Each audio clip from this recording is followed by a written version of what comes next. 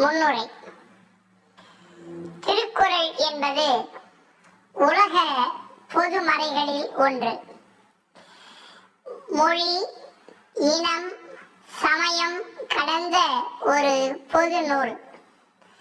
ஏறக்குறைய 107 மொழிகளில் மொழிபெயர்க்கப்பட்டிருக்கிற ஒரு நூல் இது. திருவள்ளுவர் ஒரு இடத்தில் கூட தமிழ் என்கிற சொல்லை அவர் பயன்படுத்தவில்லை.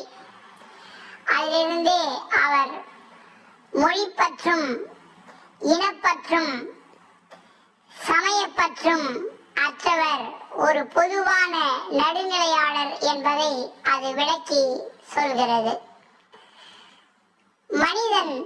மனிதனுக்கு சொன்னது,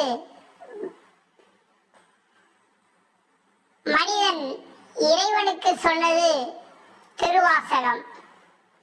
இறைவன் மனிதனுக்கு சொன்னது பகவத்கீதை. ஒரு மனிதன் இன்னொரு மனிதனுக்கு சொன்னது திருக்குறள் என்று அறிஞர்கள் குறிப்பிடுவார்கள்.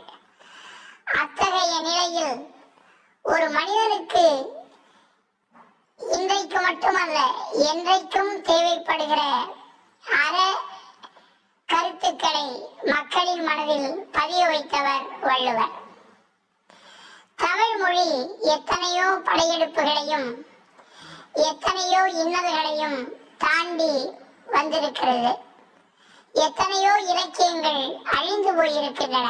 ஆனால் திருக்குறள் மட்டும் காலத்தால் நிலைத்து மக்களின் மனங்களில் இடம் பிடித்திருக்கிறது என்றால் அதன் சிறப்பையும் பெருமையையும் நாம் அளவிடற்கரிய ஒன்றாக கருத வேண்டியிருக்கிறது.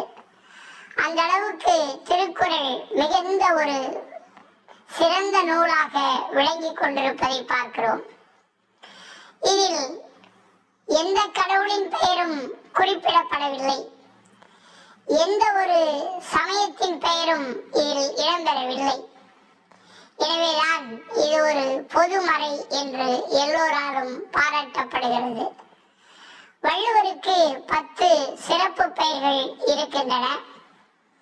10 பழங்கால உரையாசிரியர்கள் உரை எழுதியிருக்கிறார்கள். இன்றைக்கும் 300க்கும் மேற்பட்ட உரையாசிரியர்கள் இதற்கு சிறந்த உரையை வழங்கியிருக்கிறார்கள்.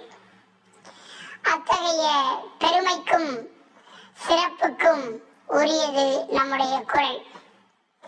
வள்ளுவர் மட்டும் தமிழ்நாட்டில் பிறக்காமல் வேறொரு இடத்தில் பிறந்திருப்பாரேயானால் அவருக்கு கிடைத்திருக்கிற மதிப்பே தனியாக இருக்கும்.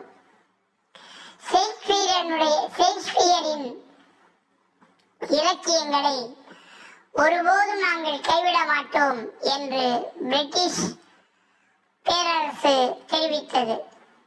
ஆனால் நம்முடைய தமிழர்கள் திருக்குறள் பற்றி அறியாமல் இருக்கிறார்கள் என்பதை எண்ணுகிற போது வியப்பாக இருக்கிறது.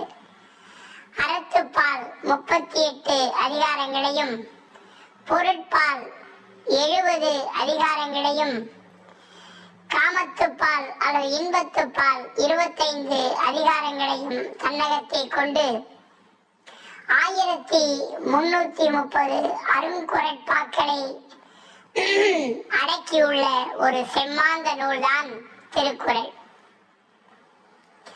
133 அதிகாரங்களை கொண்ட இந்த நூல் மிகச்சிறந்த உலகில் வாழ்கிற தமிழர்கள் அனைவருக்கும் சொந்தமானது. இன்னும் சொல்ல போனால் உலக மக்கள் அனைவருக்குமே அது சொந்தமானது என்பதில் வியப்பில்லை. நண்பர்களே, அத்தகைய திருக்குறளின் கருத்துக்களை இனி நாம் காண்போம்.